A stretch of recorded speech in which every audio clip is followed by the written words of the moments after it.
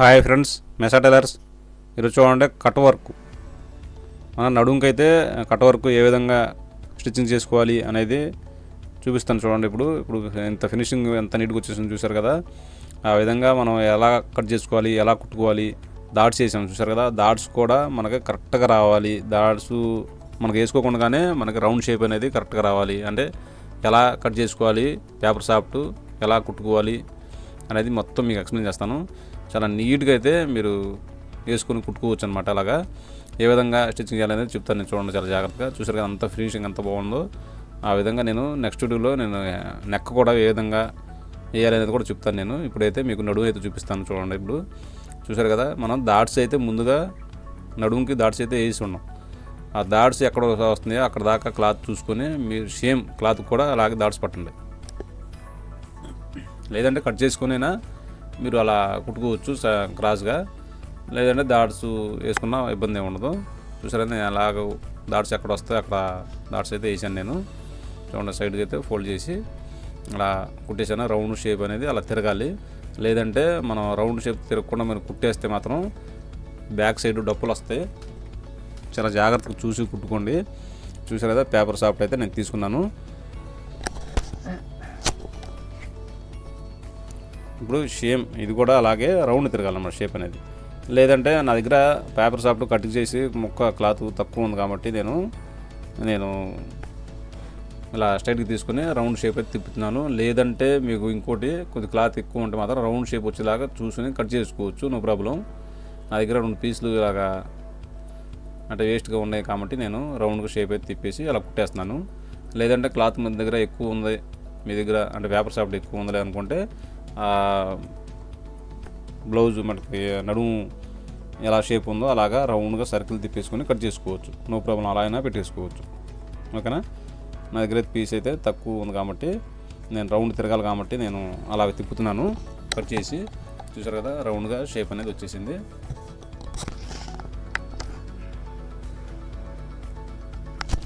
ఇప్పుడు ప్రెసింగ్ చేసుకుందాం.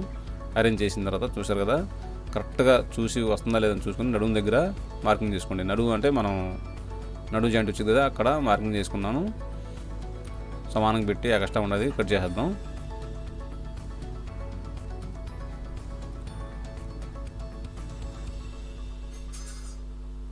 చూసారు కదా సమానంగా వస్తుందా లేదని చూసుకుని ఒకసారి.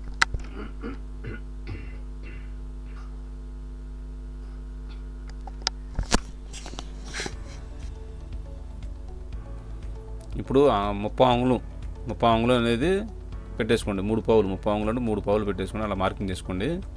అంటే ఎక్కువ లోతు అయితే ఇవ్వను నేను, ఎందుకంటే కరెక్ట్గా సరిపోద్ది. 30 అంగుళం అంటే ఎక్కువ ఇచ్చినా మనం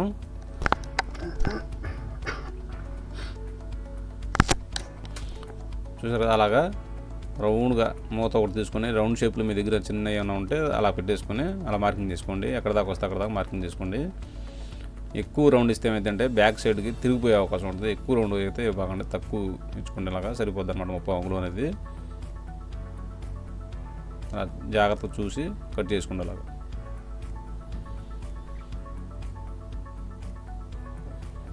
చూసా అలా వచ్చేసింది. ఇప్పుడు పైపింగ్ ఏ విధంగా చేయాలి అనేది కూడా మీకు చూపిస్తాను, చాలా జాగ్రత్తగా చూడండి. ఇప్పుడైతే నడుము అయితే చూపిస్తాను. నెక్స్ట్ వీడియోలో నేను నెక్ కూడా ఏ విధంగా కట్ వర్క్ చేసుకోవాలి, ఏ విధంగా పైపింగ్ చేసుకోవాలి అనేది కూడా మీకు చూపిస్తాను. చూసారుగా కరెక్ట్గా వస్తుంది లేదా చూశాను, సరిపోతుంది. ఇప్పుడు అలాగా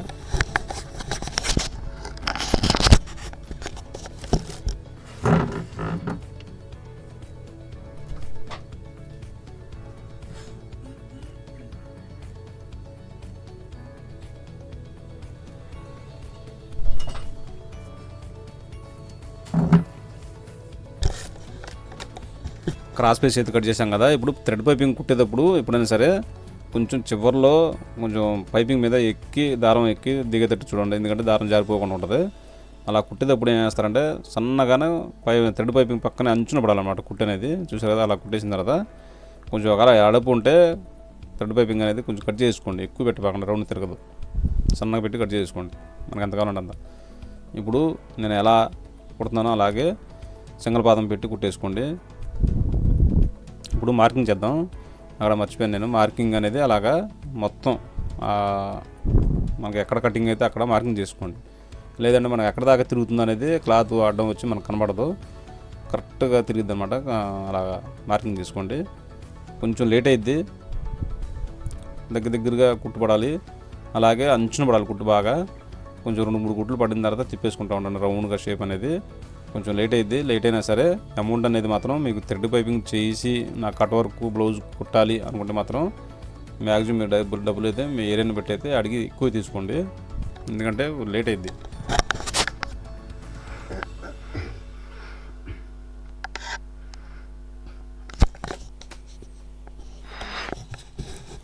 చాలా జాగ్రత్తగా చూసి అలాగే నిదానంగా కుట్టేసుకోండి. మామూలుగా మనకే నడుంగు పెట్టాం, అలాగే నెక్ కూడా పెట్టాం. ఈ బ్లౌజ్కి ఏమైందంటే హ్యాండ్స్కి కట్ వర్క్లోనే వర్క్ వచ్చేసింది, దాని గురించి అయితే మన హ్యాండ్స్కి అయితే పెట్టలేదు.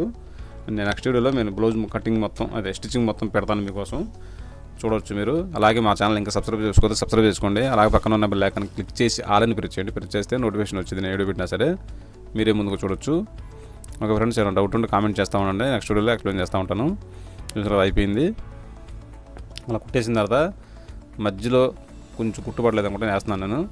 మామూలుగా చూడండి అలా కరెక్ట్గా పెట్టి కట్ చేసుకోండి. ఎక్స్ట్రా ఉండదు అంటే మనం మళ్ళీ కుట్టేటప్పుడు ఏమైంది అంటే ఖర్చు దాని కింద పడిపోతూ ఉంటుంది ఎక్స్ట్రా క్లాత్ అనేది, అది మూల మీద ఉన్నది మొత్తం కటింగ్లో ఉన్నది మొత్తం కట్ చేసుకోండి.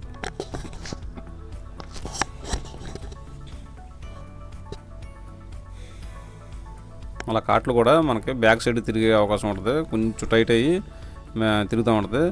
అవి కూడా కాట్లు పెట్టేసుకోండి, రౌండ్ షేప్ తిరగాలంటే కాట్లు పెట్టేసుకోండి. చూసారు కదా, పెట్టేసిన తర్వాత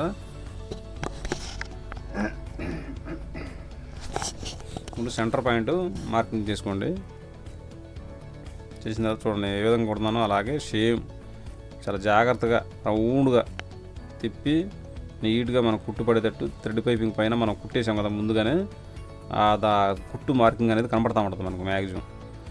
దానిపైనే కుట్టేసుకోండి. ఏమైందంటే కరెక్ట్గా అనేది పైపింగ్ అనేది తిరిగిద్ది. లేదు అనుకుంటే మీరు కొంచెం పక్కకి వేస్తే మాత్రం పైపింగ్ అనేది కొంచెం ఎలాంటి పూర్చే అవకాశం ఉంటుంది. అలా పక్కగా మాత్రం ఏ బాగండి థ్రెడ్ పైపింగ్ పైన జాగ్రత్తగా చూసి వేసుకోండి. లేదంటే ఒకసారి తిప్పి చూసుకున్న తర్వాత ఒకవేళ ఎక్కడన్నా కొద్దిగా మిస్ అయ్యింది, కొంచెం ఎలాంటి వస్తుంది అనుకుంటే మళ్ళీ రెండోసారి ఇంకో కుట్టేసుకోండి, నో ప్రాబ్లం. కుట్టేసుకున్నా గట్టిగా ఉంటుంది. మనం పై కుట్టయితే ఏమి దీనికి, దాని గురించి డబుల్ కుట్టేసుకోండి చూసుకొని.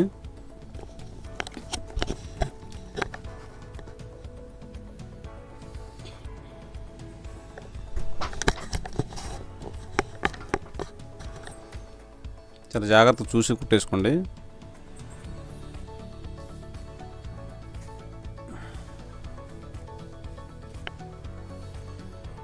కొంచెం ఆలస్యం అయితే చూసి నిదానంగా అయితే రౌండ్ షేప్ వచ్చేటట్టు చూసి జాగ్రత్తగా కుట్టేసుకోండి.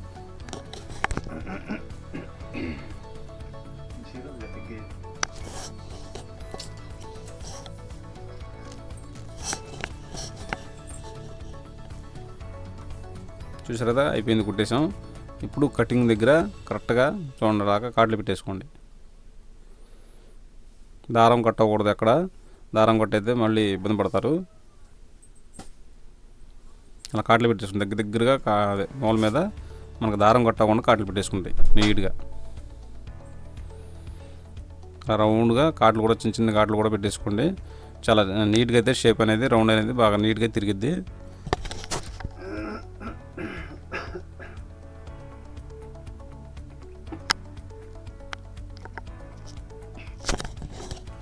చూసారు కదా, ఇప్పుడు తిప్పేసుకోండి. అలా తిప్పేసుకుంటే కరెక్ట్గా వచ్చేసింది. ఏం అసలు చూసారా ఎంత నీట్గా వచ్చేసిందో. కొంచెం ఆ మూల మీద మనం టైట్గా కుట్టేసి ఉంటాం కాబట్టి కొంచెం అలా లాగండి, లాగితే వచ్చేసిద్ది. చూడండి తిప్పేసాం, అయిపోయింది. ఇక మనం అయితే పైన కుట్టేయమేక మనం చేతి పని చేసుకుంటాం కదా, దాన్ని బట్టి చేతి పని చేసుకుంటే నీట్గా ఉంటుంది. కుట్టేసుకుంటే కుట్టేసుకోవచ్చు, లేదంటే చేతి పని అయితే చేసుకోవచ్చు, అది మీ ఇష్టం. చూడండి ఎంత నీట్గా వచ్చేసిందో. ఓకే ఫ్రెండ్స్, మీకైతే వీడియో నచ్చింది అనుకుంటున్నాను. నచ్చితే ఒక లైక్ ఇవ్వండి మర్చిపోకుండా, ఓకేనా. చూడండి ఫినిషింగ్ అనేది చాలా బాగుంటుంది అనమాట. మీరు నేను కుట్టినట్టయితే కుట్టేసుకోండి. ఓకే ఫ్రెండ్స్, చూసారు కదా ఫినిషింగ్ అనేది ఎంత నీట్గా వచ్చేసిందో. మనకే రౌండ్ షేపు ఇవ్వకపోతే మాత్రం పైన డొప్పలు వచ్చే అవకాశం ఉంటుంది. డాట్స్ వేస్తాం కాబట్టి చాలామంది వేస్తాను టైట్గా పెట్టి కట్ చేస్తూ ఉంటారు. అది కట్ చేసిన తర్వాత మళ్ళీ డాట్స్ పెట్టుకుంటే చాలా ఇబ్బంది పడతారు. నేను ఏ విధంగా కుట్టానో ఆ విధంగా కుట్టేసుకుంటే చాలా నీట్గా అయితే వచ్చేసింది.